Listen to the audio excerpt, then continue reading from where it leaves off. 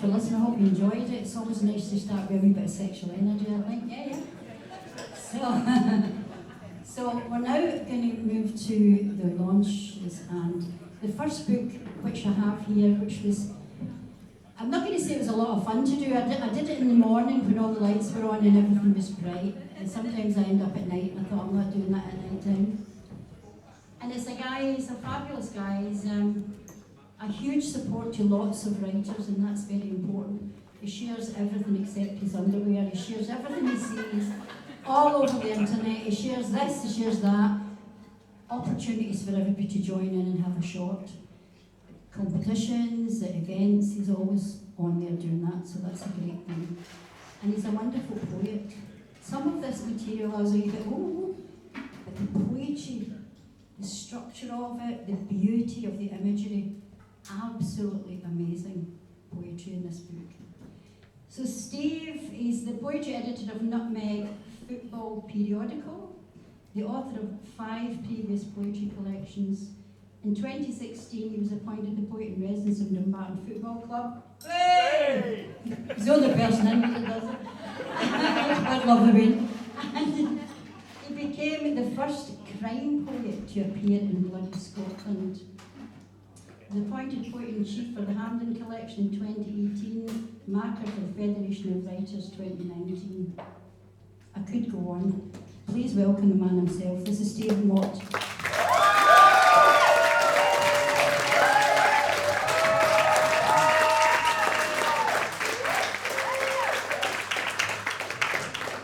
Hello. Anybody else get really nervous when Linda kicked over that glass around all the wires? Thanks very much for the introduction, Linda. I'd actually specifically requested to go on before Spencer because Spencer is an outrageous talent. Just didn't realise I was going on after Linda in our band. So yeah, I shot myself in the foot there.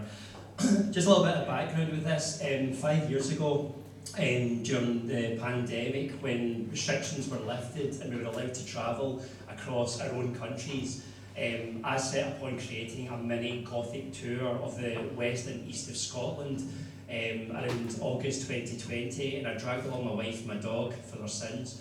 And it was fun researching it, and there were some really interesting characters and places and stories. And I think only maybe about 2 out of that whole trip came out of this, but this is what really inspired the book. And the first poem I'm going to read tonight is actually the first place that we visited. It's a place called Bilsland House, which was owned by the occultist Alistair Crowley, and has a lot of dark history. There's body snatchers, there's a witch's tunnel from the house into the graveyard. There's a kirk that was in the graveyard that burnt down with everybody inside it. The house was sold on to Jimmy Page of Led Zeppelin, you know, and he ended up using it in Led Zeppelin videos. It's a really interesting place, and it's off an old military road towards Inverness-shire. So yeah, I dragged along my wife and dog to this, and this is the poem that came out of it. This is called Ambulances at Bilsland. On this weed-choked and ignored military road, we arrive at the burial ground at the same time as another couple. Face masked by hair, the lady walks in triptychs of rain cloud shade, afraid of champagne sunbeams gaslighting the old pirate graves. They remain standing by the gate, listening like whispering galleries betray butterfly secrets.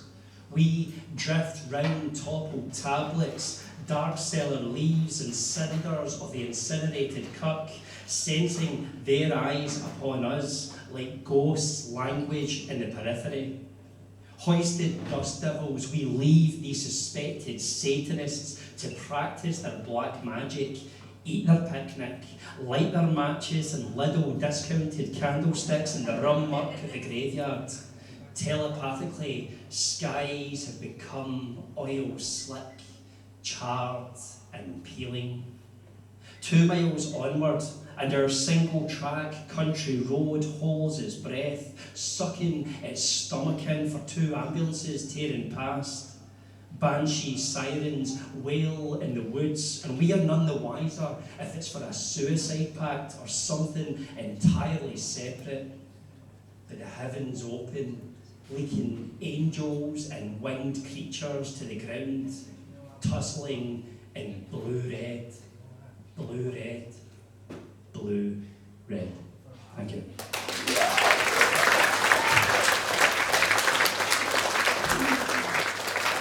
Thank you very much. The next poem is about the first accused and executed women. So the first women to be accused of witchcraft and executed in 1591 at the North Berwick trials. And the video that accompanied this poem was deemed too dark and disturbing to put on a community's website that it won a commendation award in. I wanted that in the back of the book, but Linda thought it would be better not to. So, too dark and disturbing, that could just be a nice wee epitaph on my stone someday. So this is Agnes Sampson. Exhaustion is a queer creature.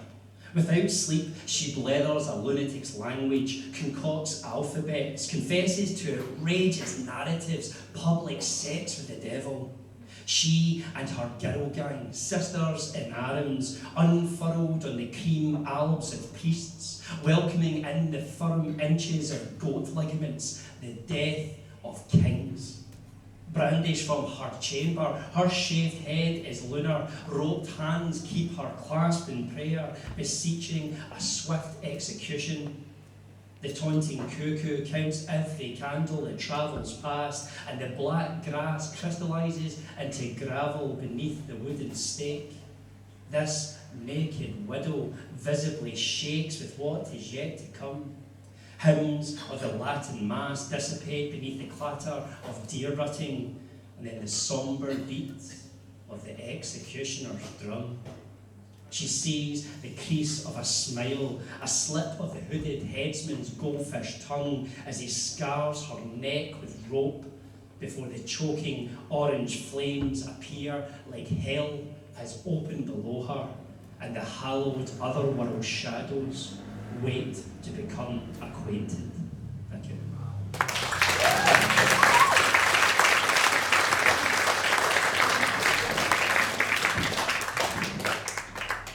One maybe a little bit closer to home. This one, don't think I had to do an introduction for it. This is called Bible John. Preening in the club's toilet mirror with a small comb, fingertips shift and tweeze strands of hair into neat rows, regimentally wetting the teeth beneath the tap, then raking behind both lug holes. A wedding ring slides off like a bribe placed inside the jacket's top pocket. Your name changes, quick as the flash of a flick knife, and the loose Windsor knot of your tie straightens from an alibi into a secret. This palais is rich for picking, walls ripen with smokers lighting cigarettes or ruffle behind the dense cherry curtains where the lovers taste hereafter. In here, all are clandestine until closing time's unsteady laughter. Floorboards rapidly click goodnight until the final pair of gypsies' heels spill out into the platinum moonlight, and family pets scream from the dark back closes. But blood makes no sound from the dumb mouths of garden roses. Then suits are cleaned, hair is preened, and faults redeemed on buses home by the Lord's Prayer and Scripture. Thank you.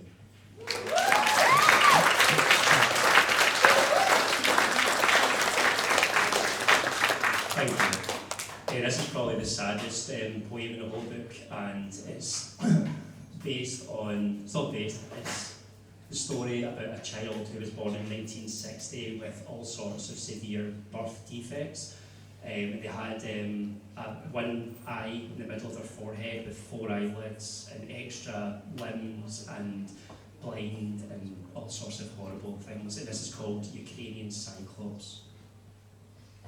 At one end of the ward, its crib is turned to face a wall where visiting parents may never see it.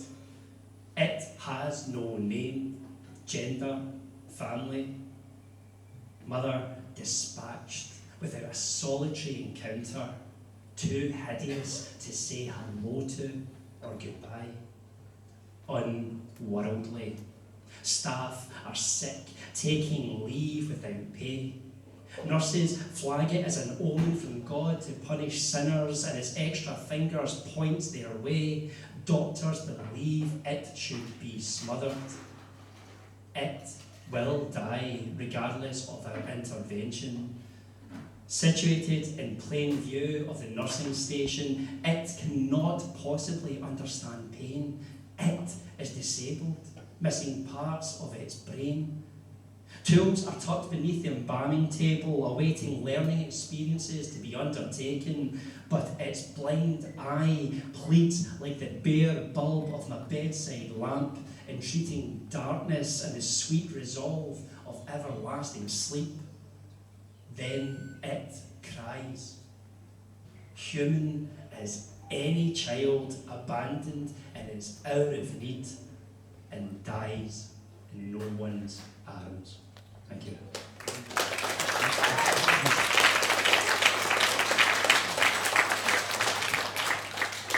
Thank you. This next poem was inspired somewhat by Caroline Duffy's book, The World's Wife, where she takes a lot of kind of patriarchal figures and twists them round into kind of like, I don't know, how do I put it? Feminine Gospels is the title of one of her other books, but I thought that was a good way to describe it. So she would take people like Frau Hitler and Queen Kong and things like that, which I thought was just really clever. And what I've done here is I've taken a horror film, or a psychological thriller, but it is considered a horror film, and twisted the two lead characters. You'll probably get it from the title. This is called Lambs. Only this time, she stares out from inside the steel pen. Receding hairline, unsanitary, shapeless white wham t-shirt suspended from her coat hanger shoulders. Klaxon eyes follow his unsteady trudge, capable and culpable of grinding bones to ash from his blowing smoke rings from his questioning soul into the trembling, fleshy torchlight.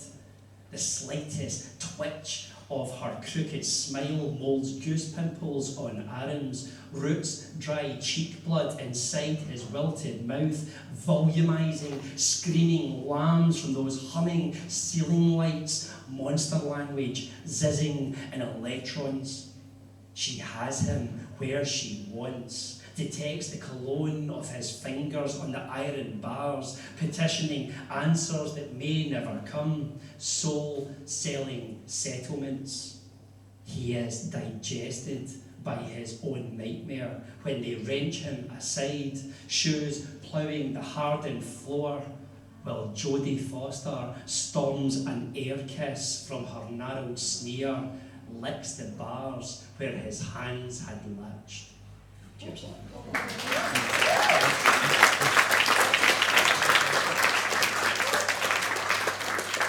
I think my own fondest memory of Silence of the Lambs was that when I went in to see Naked Gun 2.5 with my cousin who was over from Canada, I think we were 11, 12 years old, and he said, "Oh, Silence of the Lambs is on in here, come on, go and see it." And he jumped into the cinema hall for 3 minutes and he came out white as a sheet. And that was enough to put me off ever watching it for about 10 years or something. He was traumatised.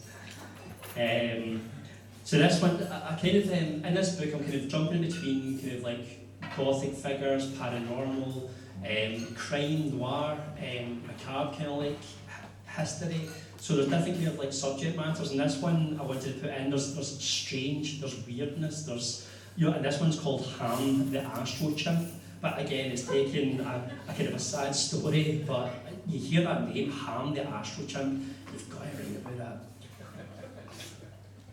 Traded from African wilds to American laboratories, the chimp is trained with electric shocks administered to the soles of his feet for any failures. Vital signs are monitored for respiration, body temperature. A rectal thermistor probe is stationed 8 inches deep. Banana pellets reward good decision making. He's only named upon returning safely from his case mission. Recovered from the Atlantic Ocean, a small abrasion is upon Ham's nose. He is dehydrated, lost over 5% body weight, agitated when the press approach, Ham panics when his handler sits him in a capsule for newspaper photos. Then afterwards, a zoo in Washington. 2 decades of captivity is followed by his skeleton exhibited in the National Museum of Health and Medicine. If he had a voice, I would ask the question, did you desire any of this? But then, who would care about a chimp's opinion? Cheers.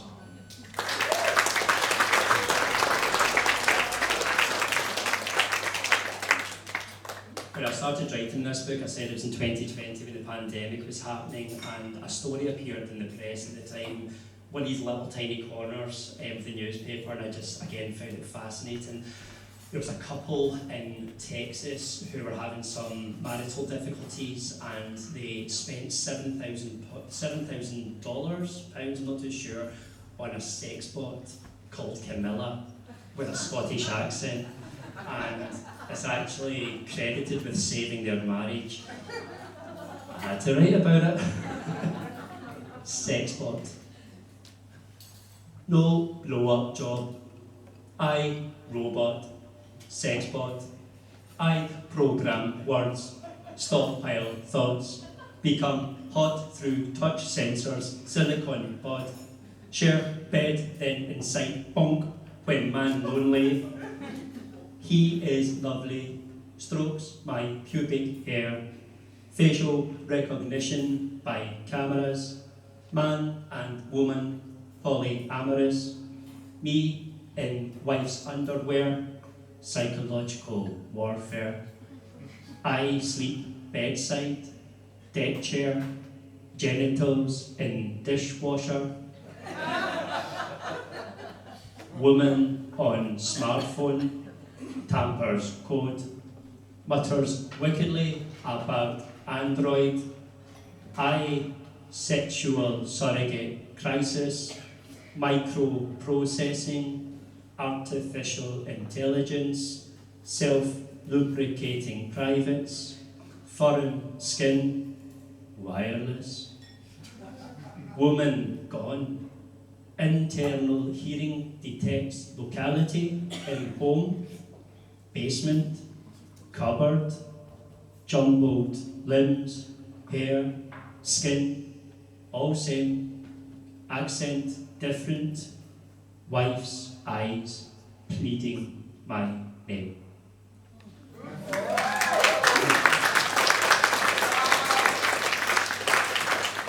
Thank you. I should probably have finished with that one, to be honest with you, but I'll finish with this one. Yeah, so thank you very much for coming out on a Tuesday night to listen to poetry, dark poetry on a sunny July evening. It's very, very appreciated. Very appreciated as well, Linda, for rescuing this book, because it's been sitting for about 2 years. Absolutely desperate to get this published, and Linda thankfully seen something in it and brought it to life. So thank you very much again for this, Linda. And I hope you enjoy Spencer. I hope you're shine by now. Just for you. Right, this last one, thanks very much again. This one's called Nessie. Some sightings are more explicable than others, like that fuzzy picture from the 1930s, partly otter's tail and arse. In a boiling mass of foam, Loch Ness is a twitching, liquefied spider's nest, colonised by eels and catfish. Oxygen tanks will only last so long, and jellyfish know this, stirring up currents like hokum, where flashbulbs lose their usefulness below the surface. Still, they come, armed with telescopes and binoculars, harpoons to lance this fictitious creature with its long neck and distinctive humps. Sonar readings lose their signal, and expensive DNA surveys only concede that algae and zooplankton subsist in this darkest hideaway. Then there are those mysterious waves, rolling and plunging in the wake of fishing boats, grey seals and driftwood. Seismic gas growls up towards the moon, and ducks vanish from sight like stars behind clouds at night. Maybe. just maybe. Thank you.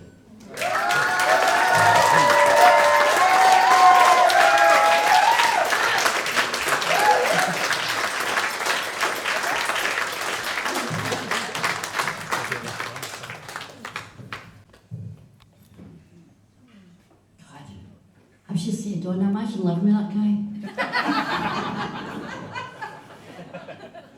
Jeez, oh. Anyway, yeah, and I just wondered what happened to the guy who was going to publish it. Is he in your basement? Anyway, that was wonderful, brilliant poetry. So really well written, as I say, it's fantastic. So our next book is this beautiful book. Look at that design, is it not gorgeous? This is KHARTIC, the Graverobber. And this is Spencer's pamphlet.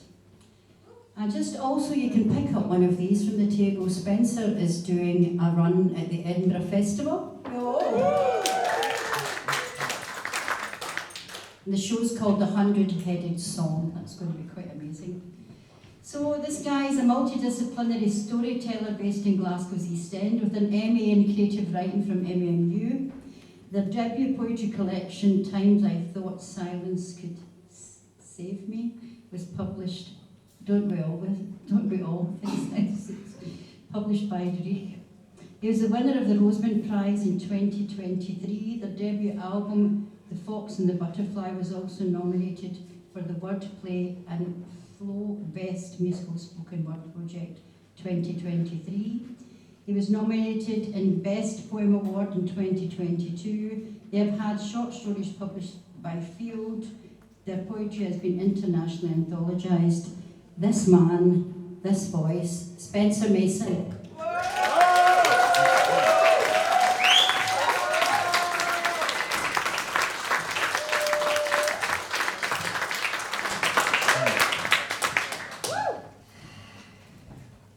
One.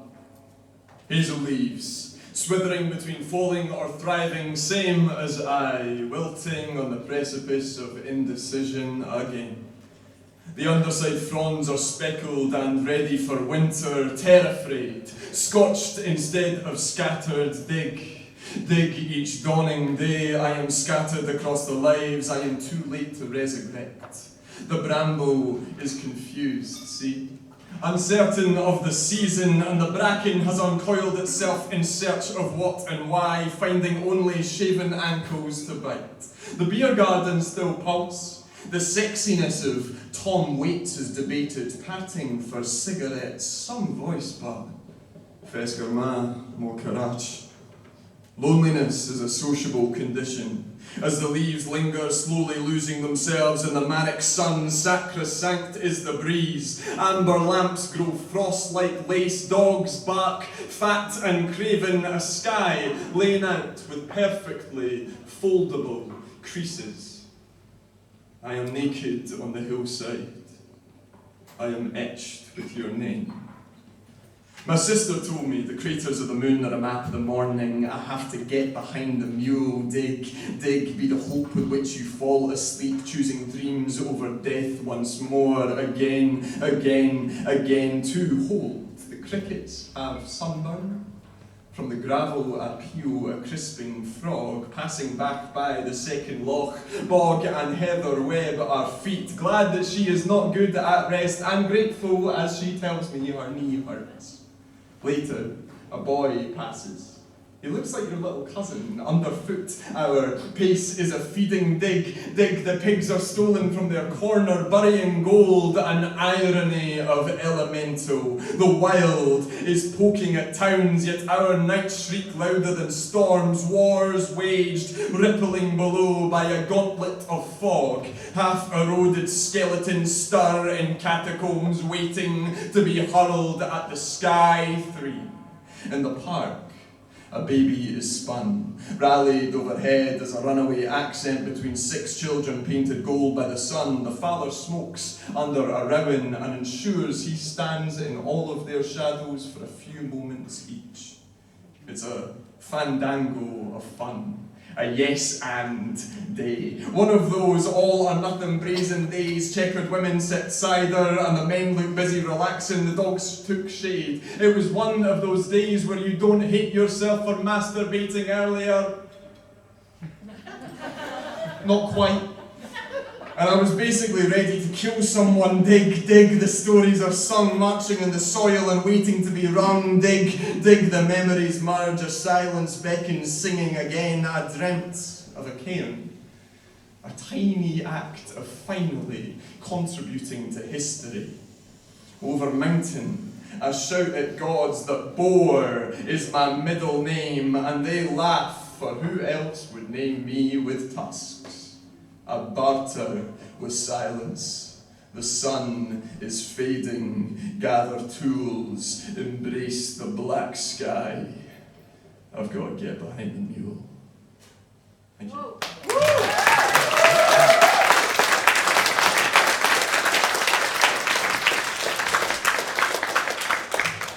Thanks very much. Thanks all for being here.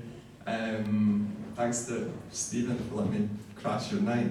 Yeah, you told me to say that, but it's still entirely true. And thanks to Linda, of course, for putting out the book. KHARTIC, The Graverobber, is a relatively dark collection. It's basically set on this concept where KHARTIC is a grave robber and digs up mythological, historical and fictional characters and then interrogates them in the wrong situation. For example, the Marquis de Lafayette sees himself in a performance of Hamilton. Antigone is on the front line in Ukraine. And it was a really fun and cathartic concept, perhaps. It maybe also helps to hide the fact that the collection has the potential to be read like a retrospective suicide note to a failed attempt at one's life, disguised in a thinly veiled narrative of these mischievous characters too obsessed with their own semiotics of their own existence to appreciate the world outside of what they left behind in it, but that would only be if we're reading way too much of it. I was really surprised about the comments that you switched off the radio. Some of my best shags have been with geriatrics. The Clyders class, my friends.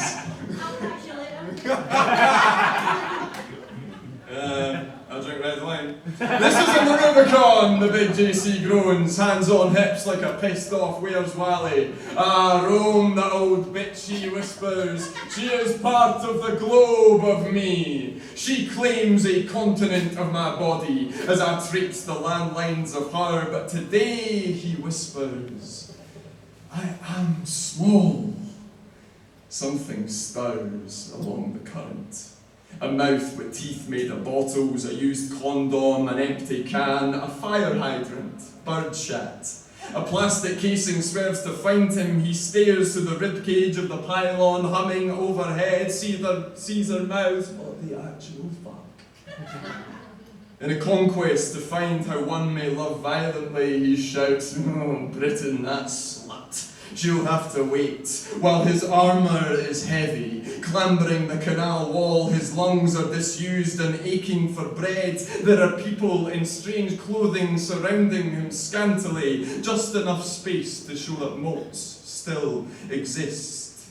And at the same time, equipped with his new National Trust pass, Robert Bruce drives out and finds his cave, to find the spiders are all gone and the stones reek of pesticides.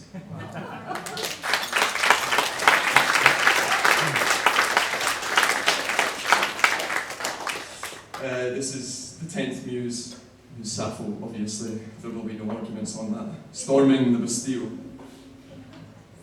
Muslin, vampirism. She'd heard of the queen, of course, the Vulcan lust of courtiers eaten thrice. Her pen was peaked, her lyre tuned, singing behind two wax heads, a green cockade and a barricade not yet built, but dreamed. Sappho notes the drawbridge cuts, screams liberty in the howl. She wonders why all of this talk of freedom is always garrisoned by the hating of a woman.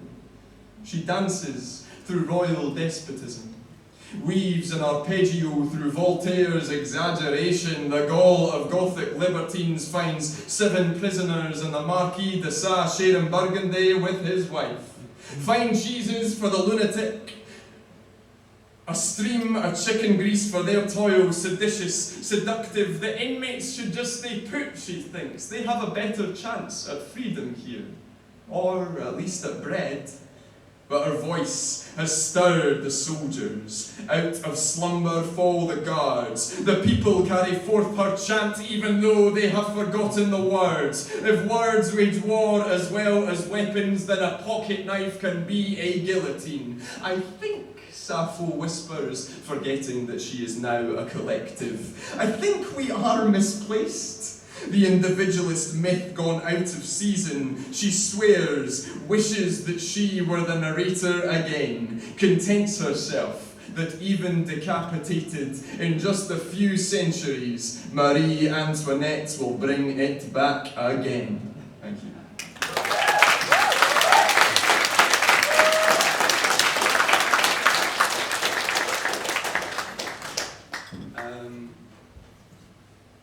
Yeah, it's quite a dark book.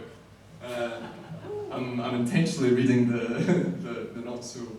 No, I'm not. I'm about to read the dark one, so there's that. But it's not me, it's Raskolnikov finds the source. Basically, this book was just an exercise in showing off the books I read when I felt like I had to read things I should read rather than wanted to read, which one day I'll stop doing. Raskolnikov finds the source. Shut up, Spencer. He woke again with the wish that he had not. See, the only thing that needs him is a company in liquidation for the 3rd time in as many years, and only wants him for as much as they can save. He wept tears of produce that he did not produce and packed flashbacks into the customer's fully organic box. He let the houseplants die first, to better train his wrists for severances, to save his better half the job that he might inflict upon the house, to get used to the slowest goodbyes, for this one had taken decades, because it would kill for goodbye to be a thing that might fail again. Thank you.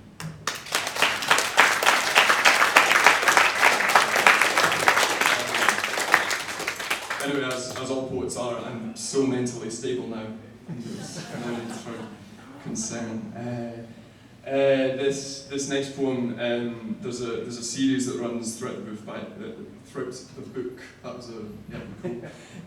We won't say what that thespian slip was almost. King Grove, who's a character in my first book, Times, I thought Silence Would Save Me, plunges into this pond, which is made of the tears of tyranny and fate. And he kind of enters this realm of self-loathing and sex and psychosis. And King Grove is KHARTIC's twin, and that's kind of coming in throughout KHARTIC's work, just weaving in these little bits of dialogue. And I want to do a little one for you. I sought to make your smile a curated piece, but my fingertips made unbecoming the glass. You are an exhibition of unlearning, as I am a gallery of different coloured bird cages.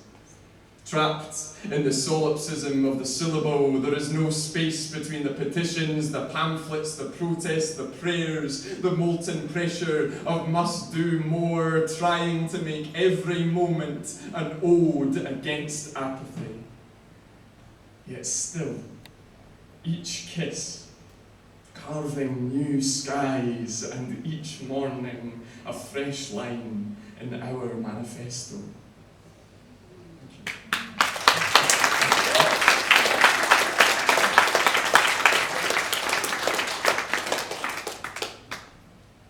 I thought I was doing myself a favour by putting these sticky notes, but I can't read what the numbers are, so you're just getting this improvised. Yeah, at least there's a couple of poems, as I said, it's an incredibly thinly veiled narrative that is actually just talking about me, because that's what writers do.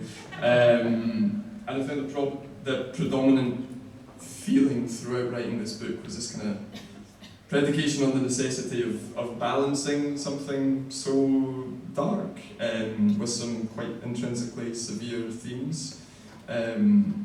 And though I did want to articulate the bleaker parts of life quite honestly, I wanted the reader to feel safe going on to those dark places, and for myself, I wanted to leave the light on. So here's a couple around there. It was the beginning of spring, and I no longer wanted to die, for I had eaten a meal outside. Waiting for her sun-kissed slumber before sneaking a second cigarette as the oil began to bubble by the daffodil bed. In the pot, my grandmother was there waiting, steeping the leaves and cutting the soldiers, laying the soup spoons. I'm sorry, we have eaten already, but let us share out our spares. She told me, then, that I had sang out of key at her funeral, and I told her that she was misinformed. I wasn't even there. Afterwards, I questioned how anyone could stomach the ambivalence of watching someone pour milk directly over the tea bag, you fucking scumbags. Then later attended the Palestine fundraiser and tapped plastic in place of breaking a note. Mustaches and two small hats surrounded me softly. Nods were smugly nodded. There were smokers yet to develop a cough, and students waiting to realise that living in a city does not make you a runaway. I was in Rishikesh when she died. The sweat of her palms still a sheen in my hair, refusing to release that last glance she knew was our last, when I realised that the only distance I'd ever travelled was out of her grasp.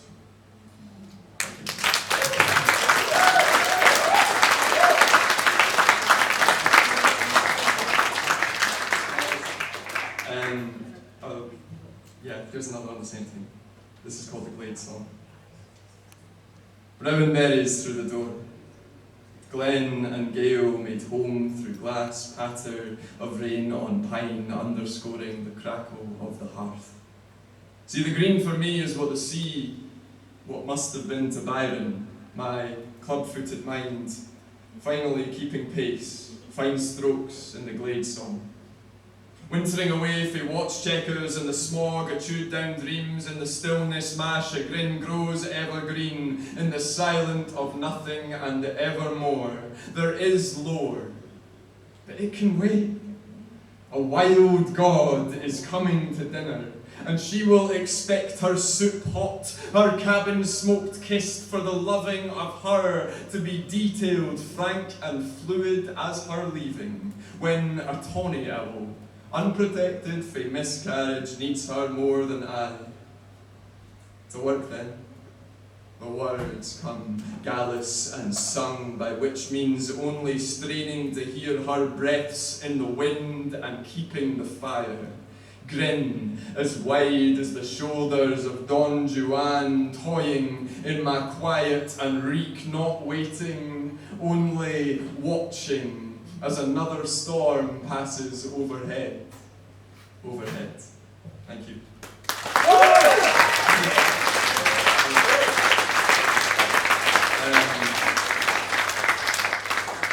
For a scratch off, I'd just like to say another massive thank you to Linda for publishing this, for Stephen for for putting the pressure on me. I hope I was shite enough. Yeah, thank you, and thank you all for being here. Tuesday night, July, and you're here to listen to the most depressing shite. Never. Sorry. I am sweating to the point of swamp parts that you didn't need to know, but now you do know. I'd like to tell you a story, if that's okay. I'll end on a story about the Prince of Rock and Roll. The hearse moaned through the valley like a tear. The church taller than the town. Last service of the day. The breathing funeral.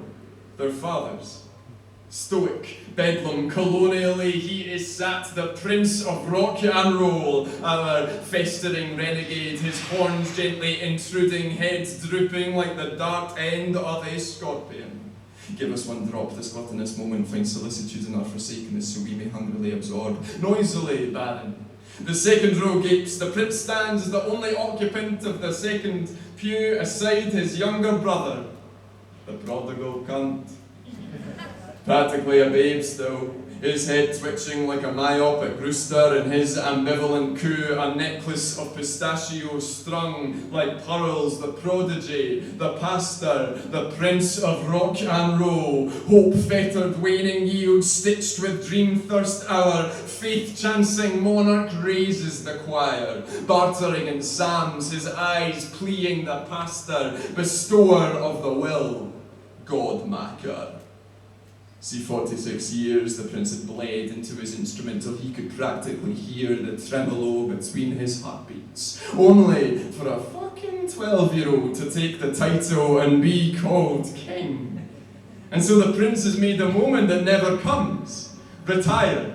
In ignominious silence, his status rosily usurped as the younger took up the crown and placed a plectrum on the coffin, gave eulogy, enveloped in brutalist defiance. The mourners bore the sky and drank freely the day. Now, naturally, the wake burgeoned with song. The bar was a snapped gastric band filled with hollow words as the young heir wept triads and vomited distortion, while the prince sat, carnivorous mind and single malt, calling softly on Prometheus chained to the feedback loop. Noise, noise, noise. The prince dropped a pill and felt the ghost of McGowan kiss his cheek, mottled breath and pepper. Does it feel safe in your hands?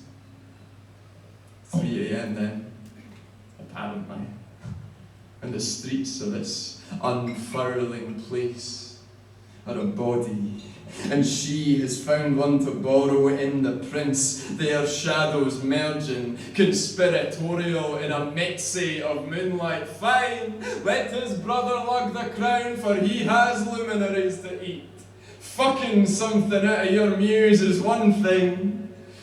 He kind of wants to hurt her a little bit too. Make diminished chords of her spine.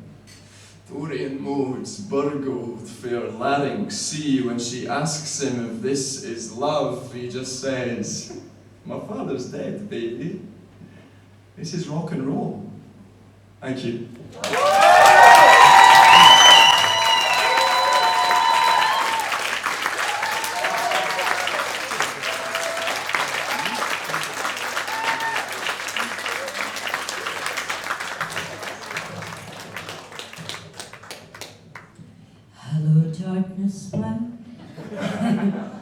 Fantastic.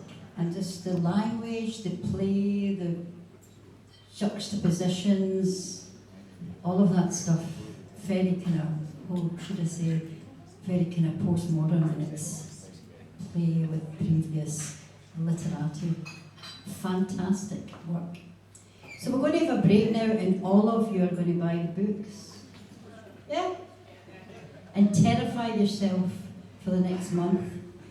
And tell me, come on Facebook and tell me how you liked it. That's a really nice thing to do. It's great for the artists as well, just to see how frightened you are. So we're going to take a wee break. Before we finish tonight, I would like to bring back onto the stage just to do a poem each to say they're here and they've made it, the books are out, and thanks for buying them. There's a lot of them away, you have a lovely time. Please welcome back to the stage Stephen Watt and Spencer Mason.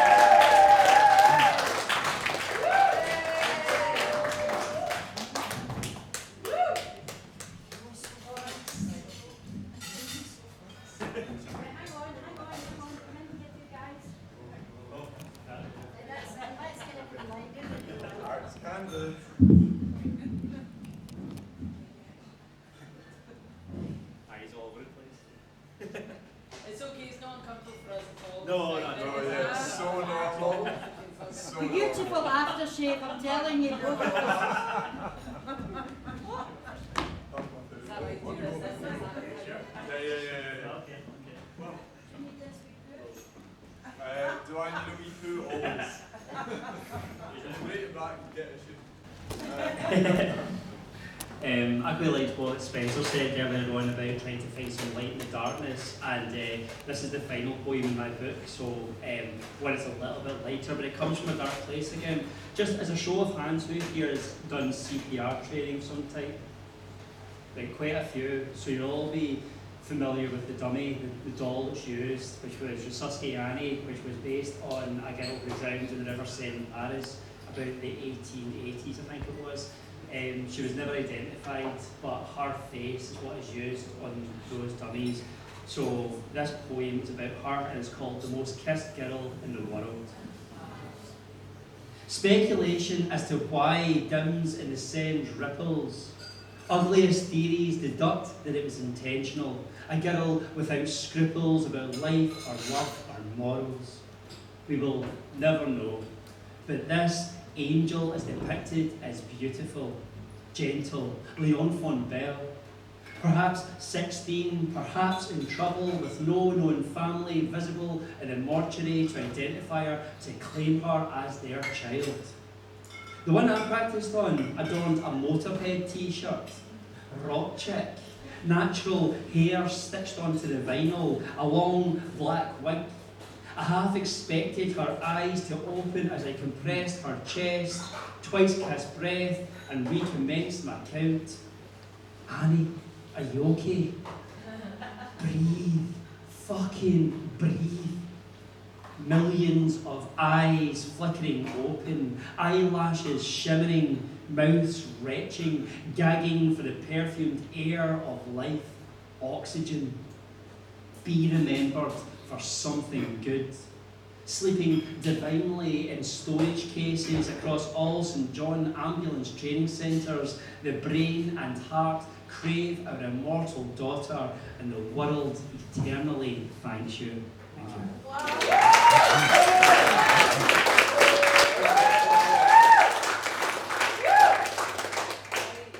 I don't want to read anymore.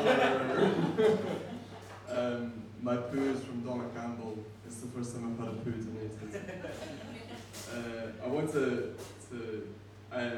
I wanted to say, basically, I moved from Dundee to Manchester and then Manchester to Glasgow.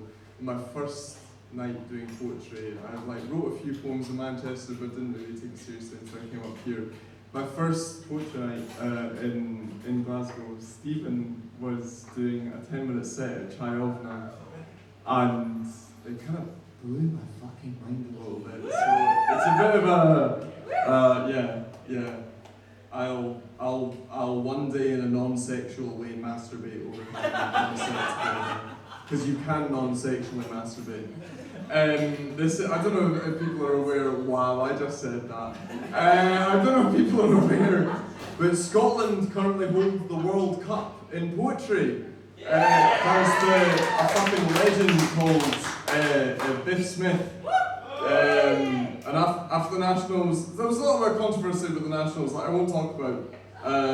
But I went for dinner with Biff after, because I wanted to be like, but no matter what happened, you were fucking dynamite, and he was. And we went for dinner, and this is just a poem about having dinner with the world champion. It's a bit insane. Mussels and samphire, a poor choice of wine, red, because I was eating fish.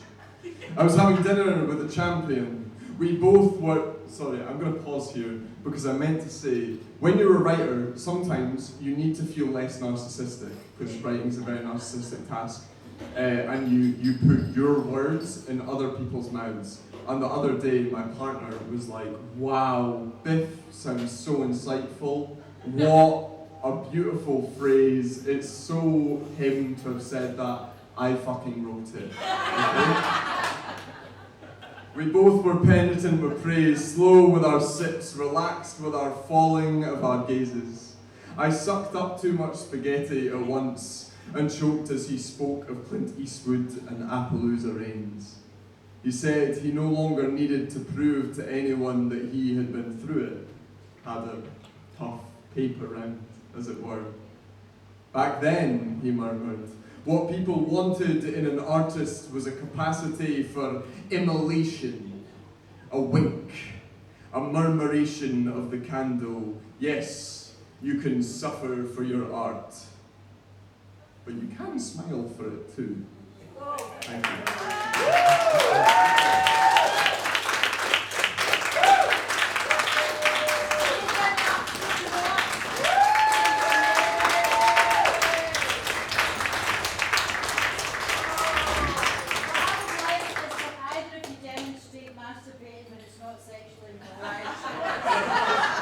Together, maybe. Is that your finish? The fringe. Please give up for these two guys.